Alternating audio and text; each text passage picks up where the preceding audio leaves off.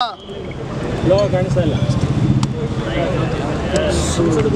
ದಿನ ಏನು ನಮ್ಮ ಕೋಲಾರ ಜಿಲ್ಲೆಗೆ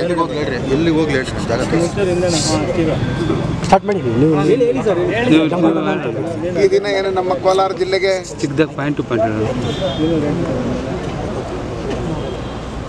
ಮಾನ್ಯ ಮುಖ್ಯಮಂತ್ರಿಗಳಾದಂಥ ಸಿದ್ದರಾಮಯ್ಯನವರು ಬಂದಿದ್ದರು. ಅವ್ರು ಬಂದಂಥ ಸಂದರ್ಭದಲ್ಲಿ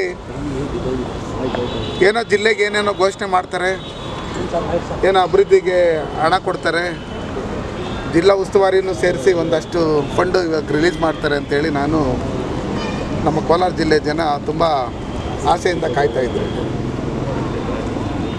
ಅಲ್ಲಿ ಏನಿವತ್ತು KDA ಮೀಟಿಂಗ್ ಅಂತೇಳಿ ನಡೀತು ಒಳಗಡೆ, ಅದನ್ನು ನೋಡಿದಂಥ ಸಂದರ್ಭದಲ್ಲಿ ಅದು ಮ್ಯಾಚ್ ಫಿಕ್ಸಿಂಗ್ ಮೀಟಿಂಗ್. ಅದು ಯಾರ್ಯಾರು ಕ್ವಶನ್ ಕೇಳಬೇಕು, ಇವ್ರೇನು ಕ್ವಶನ್ ಕೇಳಬೇಕು ಅಂತೇಳಿ ಫಸ್ಟೇ ಕ್ವಶನ್ ಪೇಪರ್ ಲೀಕ್ ಆಗಿಬಿಟ್ಟಿತ್ತು.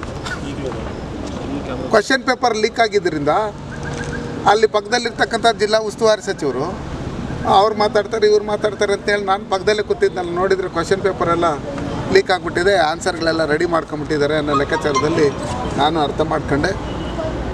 ಅದಾದಮೇಲೆ ಇವತ್ತು ನಡೆದಿರ್ತಕ್ಕಂಥ ಸಭೆ ಏನಿದೆ, ಆ ಸಭೆಯಲ್ಲಿ ಕೋಚ್ ಮಿಲ್ನಲ್ಲಿ ನಡೆದಿರ್ತಕ್ಕಂಥ ಹಗರಣದ ಬಗ್ಗೆ ಮಾನ್ಯ ಮುಖ್ಯಮಂತ್ರಿಗಳ ಹತ್ರ ಹೇಳಿದ್ದೀನಿ. ಅದಾದ್ಮೇಲೆ ರೈತರ ಮೇಲೆ ನಡೀತಾ ಇರ್ತಕ್ಕಂಥ ಏನು ರೈತರನ್ನ ಒಕ್ಲಿಪ್ಸ್ ಅಂತ ಕೆಲಸ ಫಾರೆಸ್ಟ್ ಇಲಾಖೆಯವರು ಎಲ್ಲ ಸೇರಿ ಮಾಡ್ತಾ ಇದ್ದಾರೆ. ಅದರಲ್ಲಿ ಜಿಲ್ಲಾಧಿಕಾರಿಗಳ ಪಾತ್ರ ಏನು, ಫಾರೆಸ್ಟ್ ಅವ್ರ ಪಾತ್ರ ಏನು ಅಂತ ಹೇಳಿದಂಥ ಸಂದರ್ಭದಲ್ಲಿ ಅದನ್ನು ಯಾವ್ಯಾವ ರೀತಿಯಲ್ಲಿ ಮಾಡಬೇಕು, ಯಾವುದೇ ಕಾರಣಕ್ಕೂ ಅದನ್ನು ವಕ್ಲೆಬ್ಸ್ ಅಂತ ಕೆಲಸ ಮಾಡಬಾರ್ದು, ಜಂಟಿ ಸರ್ವೆ ಮಾಡಬೇಕು, ಮೂಲ ದಾಖಲಾತಿಗಳು ಏನಿದ್ವು ಆ ರೀತಿ ನೋಡೋಕೆ ಹೋದರೆ ಇಡೀ ದೇಶದಲ್ಲಿ 50% ಫಾರೆಸ್ಟ್ ಇದ್ದಿದ್ದು. ಇವತ್ತೇನು ಡೆವಲಪ್ಮೆಂಟ್ ಆಗಿದೆ, ಇಂಡಸ್ಟ್ರಿಯಲ್ ಏರಿಯಾ ಆಗಿದೆ, ಇದನ್ನೆಲ್ಲ.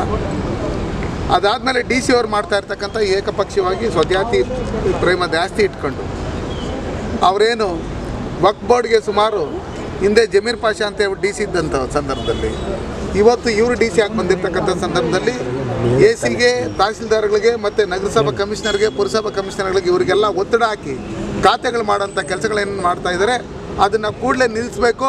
ಇಲ್ಲಾಂದರೆ ನಮ್ಮ ಕೋಲಾರ ಜಿಲ್ಲೆಯಲ್ಲಿರ್ತಕ್ಕಂಥ ಎಲ್ಲ ಜಾತಿ ಜನಾಂಗಕ್ಕೂ ಇಷ್ಟಿಷ್ಟು ಎಕರೆ ಕೊಡಬೇಕಂತೇಳಿ ನಾನು ಮುಖ್ಯಮಂತ್ರಿಗಳ ಎದುರಲ್ಲೇ ನೇರವಾಗಿ ಅವ್ರ ಹತ್ರ ಕ್ವಶನ್ ಮಾಡಿದಾಗ ಅವರು ಇಲ್ಲ, ಹಂಗೇನಾದ್ರು ತಪ್ಪಾಗಿದ್ದರೆ ನಾವು ಅದನ್ನು ತಿದ್ಕೊಂತೀರಿ, ಅದನ್ನು ಸರಿ ಮಾಡ್ತೀರಿ ಅನ್ನೋ ಭರವಸೆಯನ್ನು ಕೊಟ್ಟಿದ್ದಾರೆ. ಆ ಭರವಸೆಗಳು ಕಾಂಗ್ರೆಸ್ಸಲ್ಲಿ ಏನೇ ಕೊಟ್ಟರೆ ಅದು ಈಡೇರಲ್ಲ ಅಂತ ಹೇಳ್ಬಿಟ್ಟು 5 ಗ್ಯಾರಂಟಿಗಳು ಕೊಟ್ಟಂಥ ಸಂದರ್ಭದಲ್ಲಿ ಅವ್ರು ನಡ್ಕೊಳ್ತಾ ಇರ್ತಕ್ಕಂಥ ರೀತಿ ಅದನ್ನು ನೋಡಿದಾದ್ಮೇಲೆ ಗೊತ್ತಾಗಿದೆ.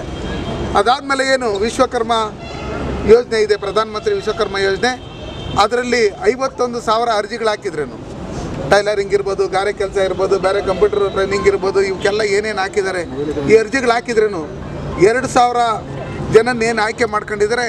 ಅದರಲ್ಲಿ ಟೈಲರಿಂಗ್ಗೆ 395 ಜನನ ಒಂದೇ ಒಂದು ಕಮ್ಯುನಿಟಿಯವ್ರನ್ನ ಸೇರಿಸ್ಕೊಂಡಿರ್ತಕ್ಕಂಥದ್ದು. ಇದನ್ನೆಲ್ಲ ನೋಡಿದಂಥ ಸಂದರ್ಭದಲ್ಲಿ ಇದನ್ನು ದಾಖಲಾತಿಗಳ ಸಮೇತ ನೀವೊಂದು ಪಾರ್ಟಿಗಂತ ಜಿಲ್ಲಾಧಿಕಾರಿಗಳನ್ನ ಮಾಡ್ಕೊಂಡಿದ್ದೀರಾ, ಇಲ್ಲಾಂದರೆ ಒಂದು ಕಮ್ಯುನಿಟಿಗೆ ಏನಾದರೂ ಕೆಲಸ ಮಾಡ್ಬೇಕಂತ ಮಾಡ್ಕೊಂಡಿದ್ದೀರಾ.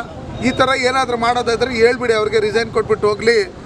ಹಿಂದೆ ಜಮೀರ್ ಪಾಷಾ ಅವರು DC ಆಗಿದ್ದಾಗ ಇದೇ ಥರ ಮಾಡಿದ್ರು, ಇವ್ರನ್ನ ಇದೇ ಥರ ಮಾಡಿದರೆ, ಚುನಾವಣೆಗೆ ಬೇಕಾದ್ರೆ ನಿಮ್ಮ ಪಾರ್ಟಿಯಲ್ಲಿ ನಿಲ್ಲಿಸಿ ಅಂತೇಳಿ ನಾನು DC ಅವ್ರಿಗೆ ಹೇಳಿದ್ದೀನಿ. ಅಲ್ಲೆಲ್ಲ ನೋಡಿದಂಥ ಸಂದರ್ಭದಲ್ಲಿ ಇದನ್ನೆಲ್ಲ ಮ್ಯಾಚ್ ಫಿಕ್ಸಿಂಗ್ ಅನ್ನೋ ಲೆಕ್ಕಾಚಾರದಲ್ಲಿ ಗೊತ್ತಾಯಿತು.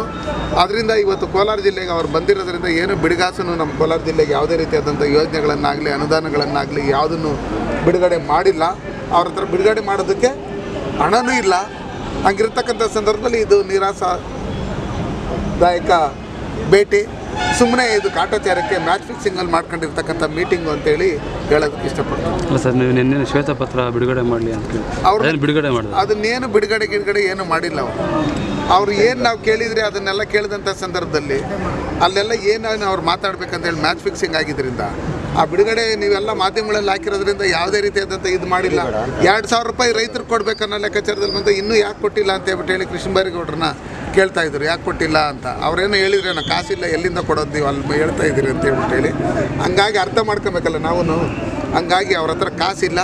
ಹಂಗಾಗಿ ಟೋಟಲ್ ಕರ್ನಾಟಕ ಡೆವಲಪ್ಮೆಂಟ್ ವಿಷಯದಲ್ಲಿ ಈ ಗ್ಯಾರಂಟಿಗಳಿಗೆ ನ್ಯಾಯವಾಗಿ ಅವ್ರ ಹತ್ರ ಕಾಸಿಲ್ಲದೆ ಡೆವಲಪ್ಮೆಂಟ್ ಏನು ನಡೀತಾ ಇಲ್ಲ. ಕೋಲಾರ ಜಿಲ್ಲೆಗೆ ಹಿಂದೆಯಿಂದನೂ ಕಾಂಗ್ರೆಸ್ ಸರ್ಕಾರಗಳಿದ್ದಂಥ ಸಂದರ್ಭದಲ್ಲಿ ಅನ್ಯಾಯ ಆಗಿರ್ತಕ್ಕಂಥದ್ದು, ಇವತ್ತು ಅನ್ಯಾಯ ಆಗಿರ್ತಕ್ಕಂಥದ್ದು. ರೈತ ವಿರೋಧಿ ಕಾಂಗ್ರೆಸ್ ಸರ್ಕಾರ, ಬಡವರ ವಿರೋಧಿ ಕಾಂಗ್ರೆಸ್ ಸರ್ಕಾರ, ದಲಿತರ ವಿರೋಧಿ ಕಾಂಗ್ರೆಸ್ ಸರ್ಕಾರ.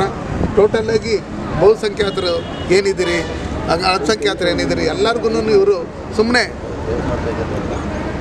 ಕೊಡ್ತೀನಿ ಅಂತ ಹೇಳ್ಬಿಟ್ಟು ಹೇಳಿ ಚಂದಮಾಮನ ನೋಡಿಸಿ ಇವರು ಏನು ಅಭಿವೃದ್ಧಿ ಕೆಲಸಗಳನ್ನು ಮಾಡ್ತಾ ಇಲ್ಲ.